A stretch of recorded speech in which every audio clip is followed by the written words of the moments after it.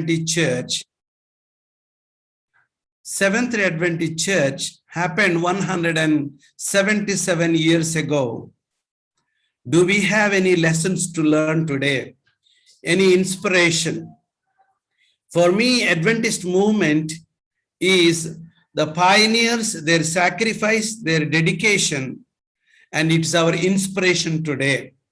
Unless they made something unique, they have done something so special for the Lord, today we will not have the organization growing, the church so strong in our country today, in our division today. Therefore, I think about with a lot of commitment as I look at the life lessons of these pioneers. Maybe I can start by telling Calcutta is the epicenter. God has selected Calcutta to be a unique center, as Pastor Frederick already explained. The man who wrote about Calcutta wrote, it is a city of joy. In spite of many hundreds of people living in a crowded area, in spite of having it as a great British capital for the British rule and many other challenges, but still it is a city of joy. People live so positively, so happily. So for Adventist Church also, it is the epicenter. It is the unique center for the God's work. For example, when the Lord decided to send, after sending the Britishers, he wanted to send the Bible-based missionaries, and he sent William Carey, and he did not send to Chennai or the commercial capital of India, Bombay, or the capital city of India, Delhi. He sent to Calcutta. And he sent him with a Bible, and with the Bible he translated into many languages. And this great man, William Carey, also known as the father of the modern missions. He is the father of the modern missions. And he gave them Bible. He worked with great pioneers, reformers like Raja Ram Mohan Roy and many other great people, and changed the social evil, social practices of those days. So when I think of Calcutta, God sent unique people to Calcutta so that the masses in Calcutta, God loves the city in a greater way. Therefore, he not only sent the Catholics, but the Protestants with the Bible, William Carey, and in modern times, he sent Mother Teresa to show what Jesus' love is all about. It is a unique city with a lot of blessings. Whenever I read the first pages of Seventh-day Adventist work in India, a first page is written from the city of Calcutta.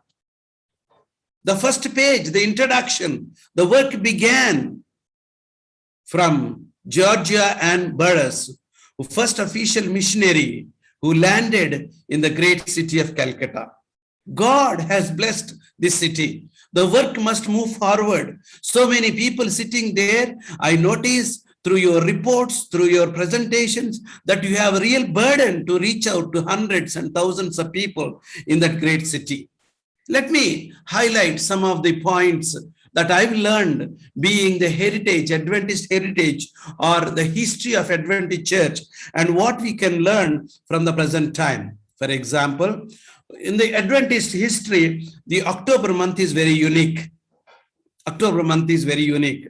Our history with the great disappointment begins with that. It's a pastor's appreciation month. Did you appreciate your pastor in your churches? Educate your church members. I'm not talking to only capital city of Calcutta and all that, but other small churches we have. We must always, because not many young people are willing to be pastors these days. Very difficult to find a dedicated, committed, quality Adventist pastor. So Pastors Appreciation Month, October month.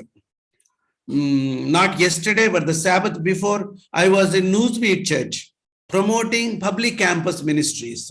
We have the burden to share, to be connected with the young people studying in other campuses, non-Adventist campuses, and how we can befriend them, how we can invite them, how we can anchor our friendship with them and introduce Adventist truth through our friendship, through our children studying there, and care for our children studying in other campuses. Next, actually, yesterday, I went to celebrate Adventist Heritage Sabbath in Chennai, Central Church, both Tamil and English. I had to preach 2 times. And next Sabbath, I will be in Lowry College Saturday, celebrating the Creation Sabbath. Around the world, yesterday, the whole Adventist Church talked about the uniqueness of the Bible, Genesis 1 to 11 chapters.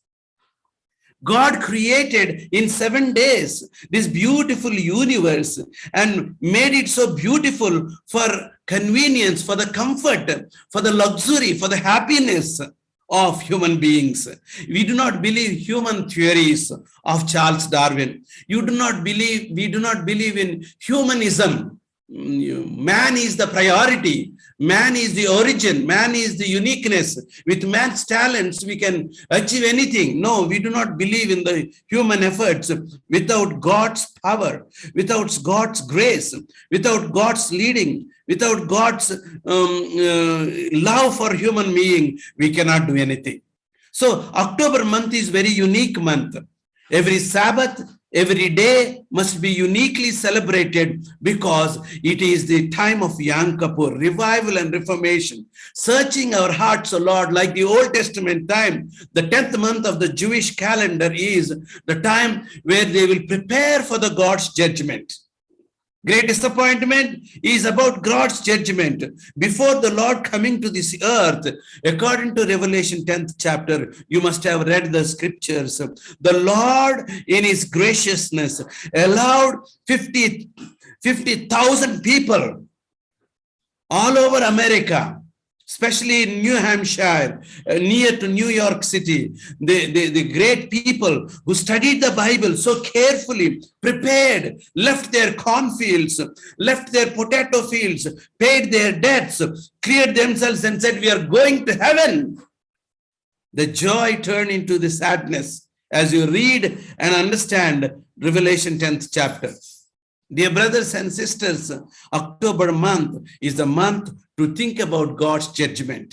As Adventists, we do not need to be worried or feel afraid of the judgment, because the good news is on our behalf, Jesus Christ is standing at the judgment seat, standing with high priestly dress, playing important role as our mediator. Praise the Lord. There is no other religious concept that explains so clearly that Jesus is working on our behalf. October month, as we celebrate the heritage, the great history that we have, Ellen White tells us we shall not be worried about anything except we shall forget how the Lord has led us and his people in the past. Some people may not like the history, but I love the true experiences of the pioneers. I like the way the Lord, through difficulties, marvelously established God's church. Calcutta members, the great members of the Calcutta city, we are proud of you. You are our inspiration. This church must be a model church for us. Your pastor, your elders must be an inspiration for us, because all the 5,000 churches in Southern Asia division, the first church should be Calcutta, the city of joy. And we want each member to shoulder the responsibility and said, in this great city, when there is a great opportunity, when the Lord has sent the very best to the city of Calcutta, how much more in these modern times? I am modern William Carey. I am modern Mother Teresa. I am the first pioneers of Adventist Church stepped in. The Lord has anointed me. The Lord has called me. The Lord is using me as his ambassador. That should be the motive. When I attended last day, 10 days ago or 1 week ago, the annual council, one of the good report from the global mission is given. Adventist mission is from Calcutta. I was so inspired. The health ministry they are doing, the gospel ministry they are doing. Praise the Lord. I praise the Lord. Let us move forward. I want to just review for some of young people may be helpful. We are the Adventist movement. We are unique. We are not like any other Christian denomination.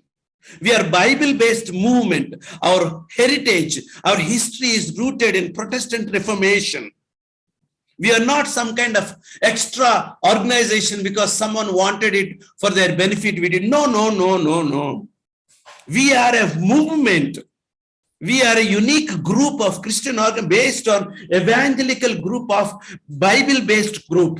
We are interested in sharing, warning the world about the coming of Jesus, explaining the three angels' message, preparing them for the coming of the Lord Jesus. Please note, our basic task is the end time church. We are the remnant. We are gifted with the understanding of the prophecy. Our basic doctrines are state of the dead versus spiritualism and its practices. We proclaim the second coming of Jesus and we explain against the secret rapture theories invented by Satan. This is the original, this is the duplicate. This is the original, this is the duplicate. The spirit of prophecy is the unique gift given by the Lord to us. And we are, and the worldly church talks about emotional worship with drums and shouts and all and false revivals. We strongly believe in the sanctuary service. No other church explains about the sanctuary service practically, literally, really, because book of Hebrews is in the New Testament, talks about what God has done. Many very negative, very sad. They think upon the cross, Jesus said it is over, everything is over. No. The judgment is passed, but the judgments must be implemented. Okay, and it's beautiful. The sanctuary service and the Sabbath versus Sunday keeping. Sanctuary service against the papal method of mediatory ministry. This is all man-made religion and twisting the Bible truths and traditional practices. And Sabbath, Sabbath is and versus against the Sunday observances. Dear brothers and sisters, soon Sunday observance will be forced upon us. Sunday will be declared as a national holiday. And we will find it difficult to practice unless our truth, our beliefs, our foundation is strongly rooted in the scriptures. A church with better understanding of holistic health. That's why our body is the temple of the Holy Ghost. We run many hospitals and health workers. We have many health workers. We have a wonderful health message. No other church has this kind of wonderful health message. We have the redemptive education. For this, the Lord has revealed to us wonderful message on how to train up the child in the way he should go. Ellen White gave us wonderful books for the parents, for the teachers, for the students, for the young people. Redemptive education. We have many schools and colleges and even universities. We are the builders of the broken bridges. We connect the people. We connect the truth. We connect the heaven. We connect the Lord and what he is doing for us. We are not ordinary group. We are not social club that meets weekly on Saturday. We are not Jewish sect. We are a unique group of remnant generation called by the mighty God. Our core teachings are so unique. We believe, dear brothers and sisters, please help your young people and even children to read to them Genesis 1 to 11 chapters. They are literal, they are true. And the whole Bible has the foundation of our truth is from Genesis 1 to 11 chapters. So many great denominations, Christian groups try to say, we cannot prove those Genesis 1 to 11 chapters. They are made up saga. It is not true and all that. No. If Genesis 1 to 11 chapters are removed, dear brothers and sisters, I will not know who this God is. I do not know how the 7 days creation has come in. I will not know what is sin. I do not know if the man is created like monkey or human being with gift of intellectual ability and freedom of choice and many other blessings the Lord has given to us. I will not understand Genesis 3:15 as the unique solution for this sin and the predicament of death. So Genesis 1 to 11 chapters are the foundation.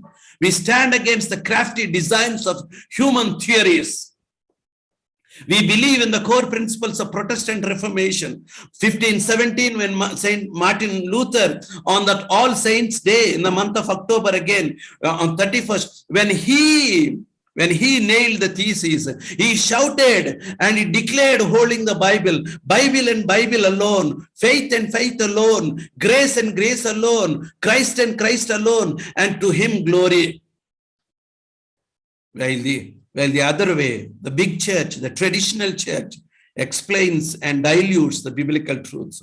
We believe in the historical interpretation. We do not believe in preteristic or futuristic interpretation, especially when understanding the prophecies. We believe systematically as the history gives us evidence, as archaeological shouts and declares, as human experiences explains to us, as the inspiration the prophet and prophetess explain to us. We believe those are historical events. As they fulfill, we anchor on them our beliefs. We support the writings of Ellen White in the end time as an end time prophetess, inspiring with many details on how to prepare, how an Adventist home should be, how we should have health work developed. Many wonderful things she wrote. And we strongly believe. These days, it's very sad. In the annual council, the first leader, Ted Wilson, explained our own pastors in some parts of Western countries not talking about Ellen White writings. And they have all kinds of celebration worship systems where they have big drums and emotional worships, and the pulpit is kept aside, and simply a pastor at the end of the all singing and tiredness, he will come and tell a small story and offer prayer and send them away. That is not the way. Our church is so unique. Our church is based on the scriptures, and we cannot dilute the foundations our forefathers have given, our missionaries have given with sacrifice.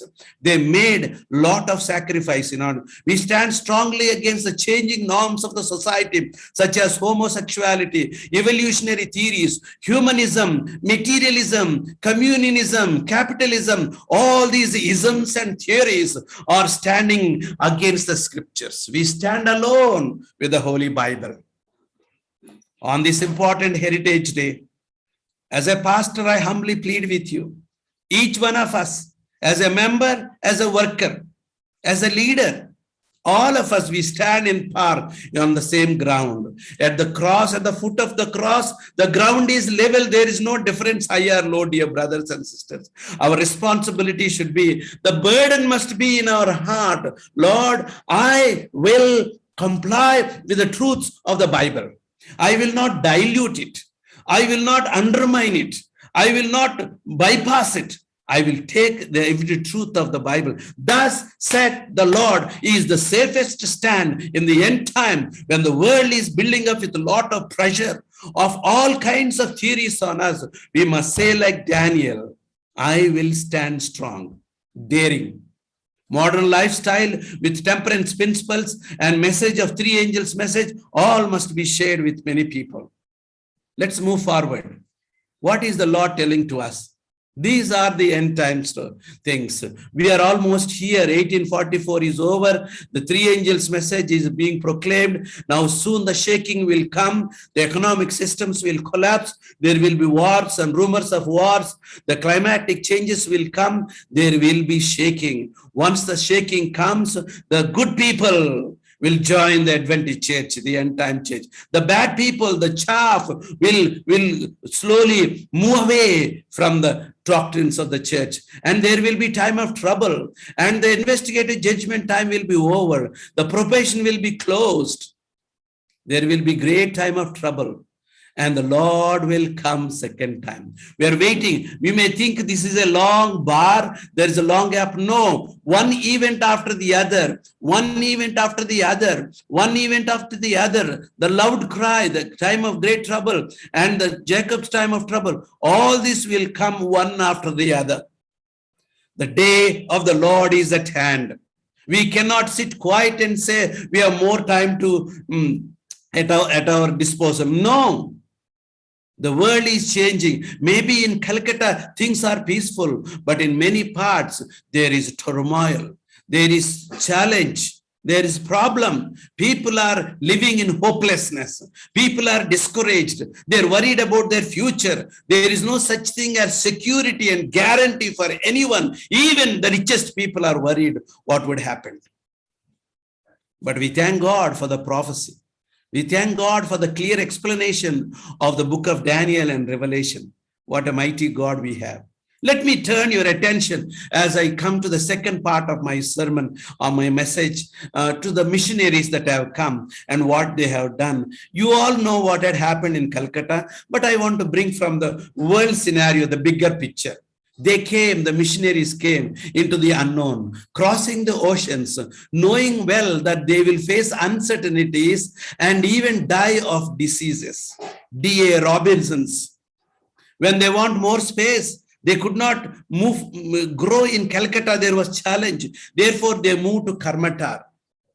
And they started a small clinic. They started an orphanage. They started a small school. They started mission work. But soon they were affected with a disease and they died there.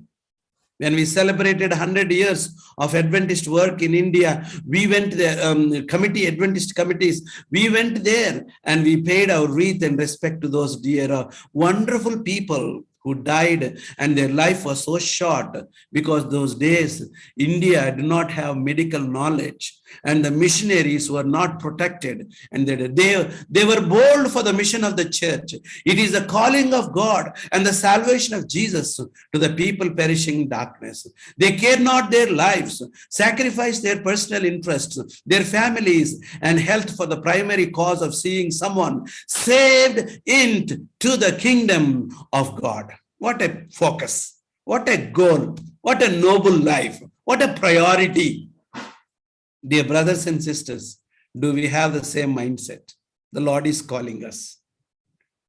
One person in particular has really touched my heart, his life. His name was John Nevis Andrews. J.N. Andrews. You all know, you must have read in the history, John Nevis Andrews was a unique person. Let me read a few things. Exercise wide influence, the pioneer writers and scholar evangelist. Okay, J.N. Andrews exercised wide influence in the early Adventist church, serving alongside of James White, Ellen White, Joseph Bates, and as one of the inner circle of leaders involving in founding movement. Okay, he held a variety of important leadership positions, including General Conference President, editor of Review and Herald, local conference president. He also served as a long-term member of the General Conference Executive Committee. J.N. Andrews is the member of the most for his scholarly defense of the Adventist doctrines. Today we have 28 doctrines. Those days we do not know how many they have, but he is the one who coined the doctrines and shaped the church. He is one of the inner core person. Okay, he also served as a long-term member of the scholarly defense, especially Seventh Adventist Sabbath, in his celebrated history of the Sabbath and pioneering the role of official overseas missionary for the church. Let me tell one more thing about him. He's so unique. In 1863, when the church leaders are hesitating to organize into a denomination, we do not want a denomination, and people are with narrow mind that the Adventist message should be only in North American division because so many generations, so many people, nationals are represented there. This man stood up and said, "No, go ye into all the world." Visionary person, committed person. In 1863, when his General Conference organized in this development, he took the leading role, not only urging the case for such an organization, but researching possible constitution and in leading committees that worked their way through the details of articles of association, which means General Conference was registered with the government. He alone went to New York City and registered Seventh Adventist Church as an organization so that we can buy the properties, we can organize the churches, we can organize the institutions. He is the visionary leader, committed leader. He was successful in securing recognition by the government that needs the church marked as the first formal interaction between the Seventh Adventist Church and the United States government. What a vision this man had. Okay, finally, J.N. Andrews, of course, his wife died so early at the age of 48 because of the stroke. And then when the General Conference took an action in 1874, then beyond America we must go. Who will cross the oceans and go? Who will tell about the Lord's message? So finally, they looked at J.N. Andrews. His wife died, very sad, but he has a son by name Charles, age 16, Mary, age 12, with two children. Look at this picture if you don't mind. It's taken at the Boston shipyard. A daughter and son and he. There is a small place for wife.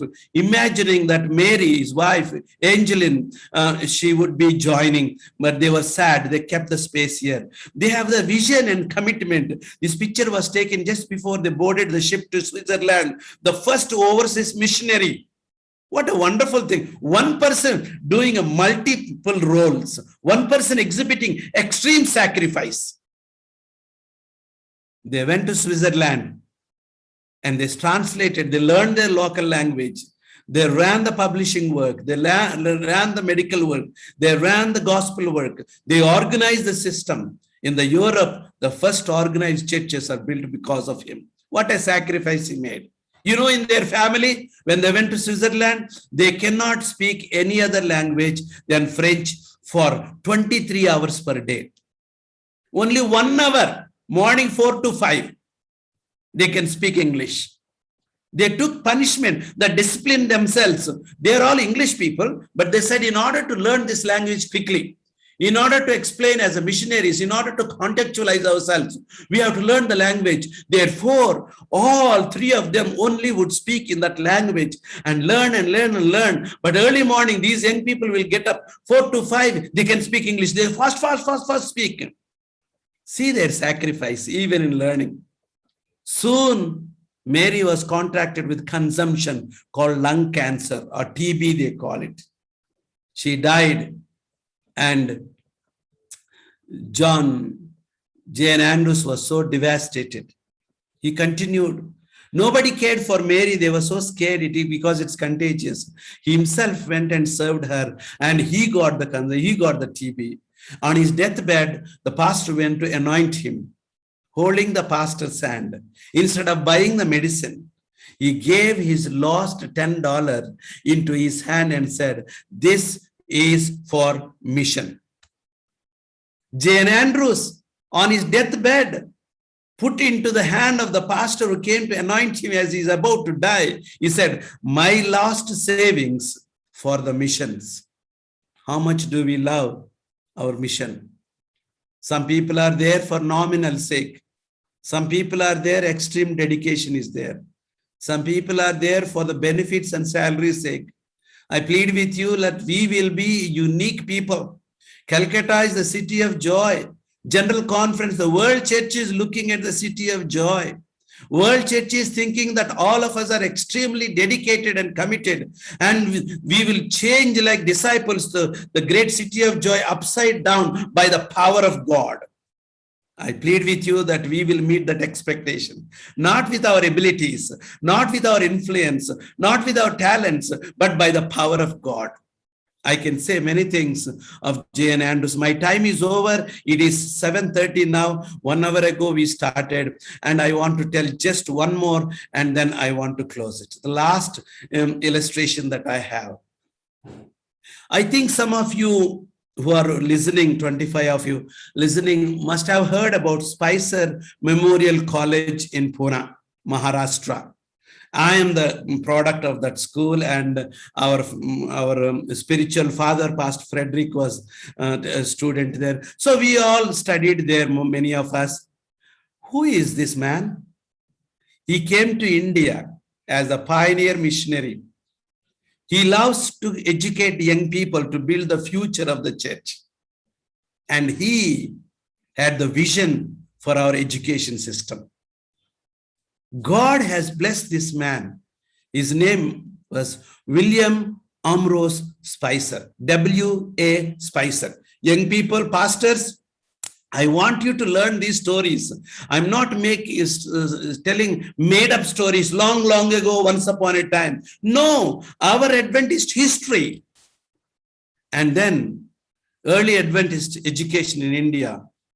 First Georgia and Burris, Annanite, then at Karmatar by D.A. Robinson's, in South India Training School by William Ambrose Spicer. Let us see what he has done. In what way he's so unique. In 1901, General Conference session required a bold, decisive, humble, godly leadership. Oh, these are too many qualities. Unfortunately, I don't have even one of these. I'm not worthy even to speak about this great man. In 1901 General Conference session, they want a secretary for the General Conference, executive secretary. In 1901 General Conference session required a bold, decisive, humble, godly leadership. It required a leader who were as a true to duty as a needle to the pole. One such leader was recognized, William Ambrose Spicer. Spicer was a dedicated, mission-minded, selfless leader who would one day become the General Conference secretary and later to serve as the GC president. Where did he learn those skills? In India. He was a unique person. When Spicer was a teen, someone gave him the great controversy. Great controversy. We have to distribute this. This is the book. This is the time. We must share this because people are in the valley of decision. They do not know. They're confused. But this book will help them. When he was a teen, someone gave him the great controversy. He read the book eagerly and it greatly influenced his decision to become a Seventh Adventist. He has a heart for mission and later served in England, in India as a secretary for the Foreign Mission Board. Wow. I do not want to tell so many details, but two small examples.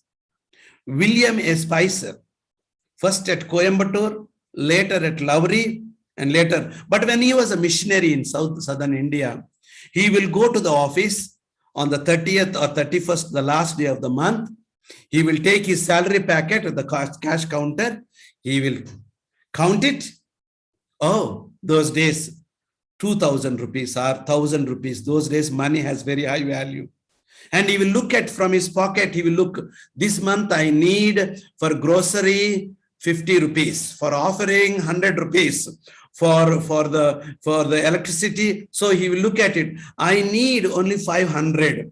I have 1,200 in my hand. 500 he keeps his in pocket and 700 he returns to the counter and said, this is for frontline mission. This is for God's work. Who? William Ambrose Spicer. He simply takes his salary, counts how much he needs for that month, looking at the Lord, depending on him. He returns the second part of the money, all that is not needed, just back to the cashier, telling him to cut a receipt and send to the frontline missions. What a dedication. What a commitment. What a dedication. I'm pleading with you, Lord of heaven, God of Abraham. We are living in a polluted world. We are living in a diluted world. We are living in a compromising world. We are living in a materialistic, extremely selfish, luxurious world. Help me that I will come off that kind of comfort. Help me that I'll make a sacrifice for the glory of God. At least little bit of what our poor five pioneers have done. General Conference office moved from Michigan to Silver Spring in Maryland. It's 12-hour train journey. Okay, and the elder son of Ellen G. White, Arthur L. White, and W.A. Spicer, they were traveling from Michigan to Maryland, Silver Spring, Maryland, for the General Conference meeting. While they were traveling, they being the officers of the General Conference, they being high-profile people, they have the opportunity of traveling in the luxury coach, they call it. Reserved luxury coach, big bed, comfortable journey. So Arthur L. White, he took simple sleeper berth and he paid little money and reserved so that he will comfortably travel. It is a 12 hours travel. Before sleeping, and Arthur L. White, this man is elderly man. I want to see how he is doing. And I want to see if he has taken his meal. He went to search of W.A. Spicer. From the engine, started searching and calling, Pastor Spicer, Pastor Spicer, Pastor Spicer. He was in the last compartment. the third class compartment, Gandhian compartment, cuddling himself with a warm blanket, sitting in a corner so that he can save the money for the missions. My heart touched by this story. What a commitment.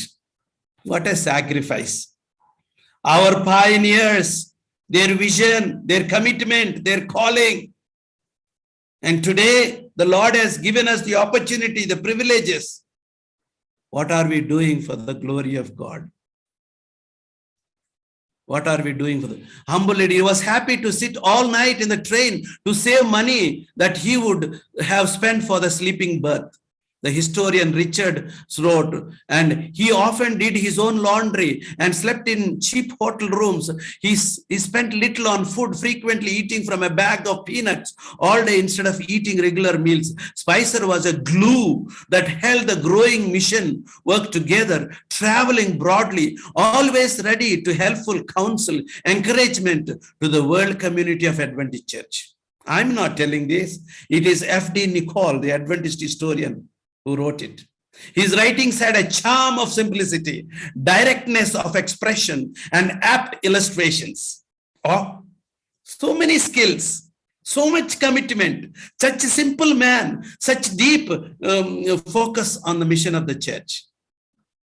He wrote so many wonderful things. The biblical approach during his report in 1901 GC session regarding the work in India. Oh, the first report from India is given by William Ambrose Spicer at the General Conference session in 1901. What did he tell? While many other missionaries are talking about India, the heathen country, India, backward, India, dirty, instead of saying that, what did William Ambrose first report contains about India, Southern Asia, about our people? Indians have a complicated philosophy founded upon principles that they call it scientific. He said that need not to trouble us at all. For we can give the third angel's message to India without having more than the remotest idea of all their philosophical discussions and equations. The work in India is simple to let the light shine. All that is needed is to tell the simple saving truth of the three angels' message, explaining the effectiveness of this simple approach, exalting Jesus. When we have heeded the light of God has given to us, the cause has gone straight every time, and the difficulties in the way have been removed, strictly heeded, and the instructions that God has given to us. What a wonderful thing. He never told you they are heathens. The heathen man is not so different from ourselves. I have been heathen myself. See, he did not classify as a low-class people, uneducated people, dirty people, or third-grade people. No, he said, I myself as a heathen. And the Lord can save by his grace all this great nation. He gave a challenge, go to India, do the work of the Lord. See his vision. I salute you, dear brothers and sisters. On this day, it is 7:43, time to close. I have many more things to tell. I have many more things to tell, many more things to explain. But I want to close by telling, you must have heard, this is the first Adventist picture, official picture in Karmatar when the work started. Those days, they have only 130 members in 1904.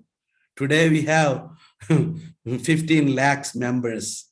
The Lord has blessed Adventist Church with many schools, with many. The grandson of William Carey, Mukherjee, A.C. Mukherjee, the first convert of William Carey. God has brought us through the history, and the Calcutta, D.A. Robinson's, Georgia Burroughs, wonderful people. You know these stories. The Lord has blessed. How can you imagine a 16-year-old girl against the wishes of the parents? You take baptism into Adventist Church and you train yourself as a nurse and cross the oceans many months on the ship and come to Calcutta just to share the word of God. What a commitment you have. What a dedication you have. Those days, men and women will not take photo together. Women separate photo, men separate photo. And this girl, you all know, Nani Bala Baras.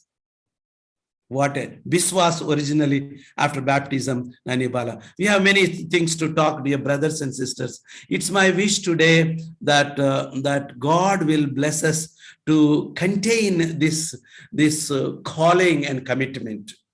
Let us not think so cheap about, oh, Christian groups are there, Christianity there, everywhere. No, we are living in the utmost important time. The Lord is looking at us. The Lord is counting upon us.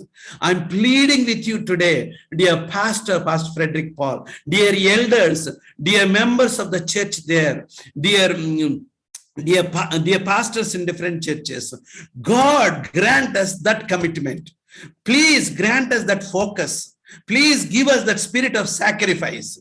Help us to reflect the spirit of the pioneers with us so that we will be worthy to be your children, your ambassadors. That's my prayer. Thank you for this opportunity. May the Lord anoint you and bless you. May the good Lord pave a greater road for you so that you can enter into not only the poor people's house, but the middle class, but the rich class, the educated people, the business class, so that the Lord can prepare a greater group of people for the coming of the Lord Jesus. My prayers, I assure you of my prayers and the support for the Calcutta, that great city. Millions must be saved for the coming of the Lord Jesus. This is the doing of the Lord. This week of prayer is the doing of the Lord. This remembrance of our history, our past history, and the sacrifices of our pioneers is the doing of the Lord, a lesson story or lesson to me. Therefore, I will commit myself today. I want to plead with the Lord for his special grace, special unctioning of the Holy Spirit, special spirit to be bestowed upon us. I may be miles away from you, but my heart is with you, dear brothers and sisters. I'm pleading with you. Let the Holy Spirit speak to you today. I'm begging you as the minister of the gospel that we will say, Lord, I will go. I will tell in whatever way, in a health way, in education way, in the cleaning the community, in being friendship, whatever way the Lord gives you the gift or the moves you with the Holy Spirit. Just let us surrender. Just surrender and say, Lord, I am for your service. May this be a blessing to each one of us. Thank you for this privilege. May you continue to shine for him, and we are with you in this important time. Back to you, sir.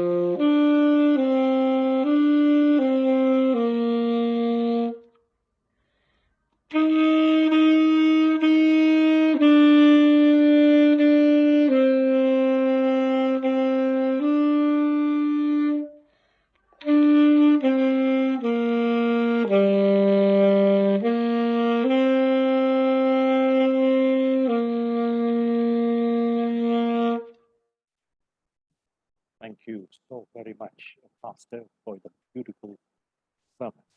This evening, we request you to offer a special prayer of commitment and dedication. We have two exclusive requests. Number one, we want you to pray for our spiritual lives.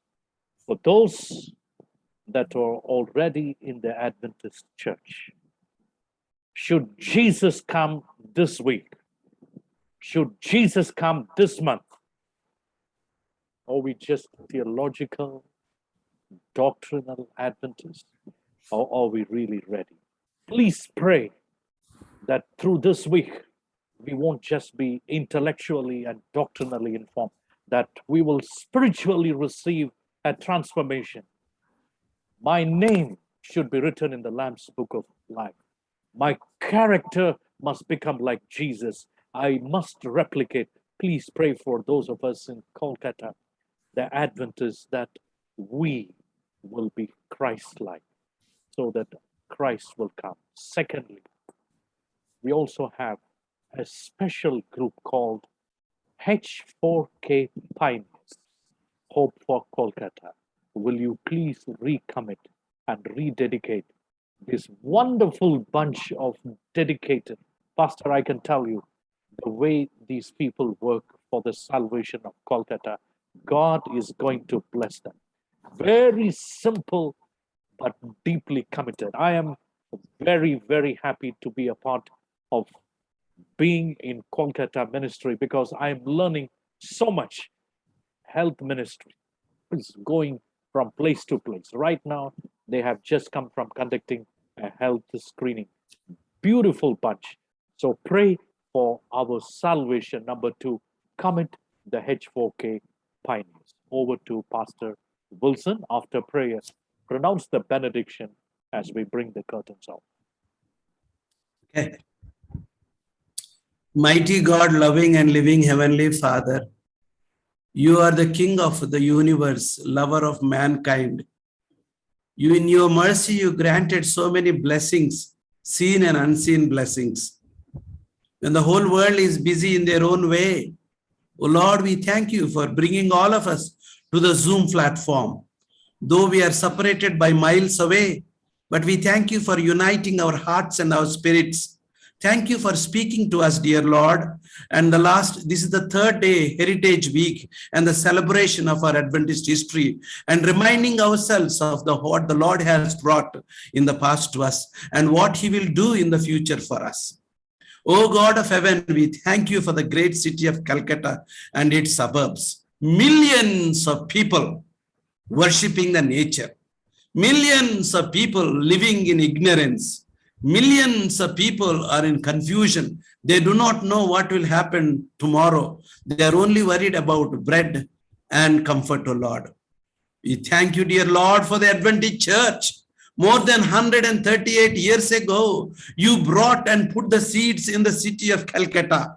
And from there, the church grew into multiple ways, schools and colleges, hospitals, and many churches, O Lord. We thank you for the privilege, for the blessing that you have given to Calcutta. Today, as Pastor requested, all of us in this Zoom platform, if Jesus should come tonight, help us to be ready. What is the use of living on this earth, O Lord, and if we miss the heavens opportunity? We beg you, tonight you seal us by the power of the Holy Spirit. Help us to rededicate ourselves, O Lord, anew today. Help us to reconcile ourselves to you. O Lord of heaven, you promised the double portion of the Holy Spirit.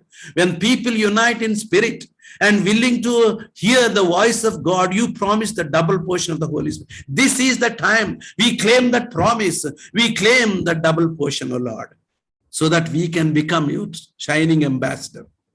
We thank you, dear Lord, for in spite of pandemic, the World Church is contributing thousands and thousands of rupees. And Division has put in so much money to run Hope for Calcutta. The local elders are doing their part. The local leaders are doing their part. And the volunteers, we hear such wonderful testimonies of them. We plead with you that we once again bind them in your love. Protect them and care for them, O Lord. Grant them health and strength, O Lord, as they walk through the city of joy. May they come across good people who are genuinely searching for the truth. And through their interaction, through their ministry, through their exhibition of their talents, or whatever way you want to use them, people will definitely come in touch with this unique God, the God of the Bible, the God who is coming again, the God who offered salvation as a free gift. Help them, O Lord, through those precious young people, through those volunteers, through those frontline church pastors and health workers. May thousands will come to know, Lord. Please bless them and anoint them by the power of the Holy Spirit. If someone is sick and not happy, O God of heaven, we plead with you that you will heal them and find solution for their problems, O Lord. Bless their families. If someone is lacking anything, fill them, keep their barns full and their hearts satisfied. Bless everyone present here, O Lord. We are nothing but sinners. We surrender ourselves to you. We thank you for this prayer ministry. In Jesus' precious name we pray. Amen. Amen. Amen. May the love of our Father, the grace of our Lord Jesus Christ, the fellowship and the power and the sweet companion of the Holy Spirit may guide you and protect you and lead you till we reach the heavenly shore, now and forevermore. Amen.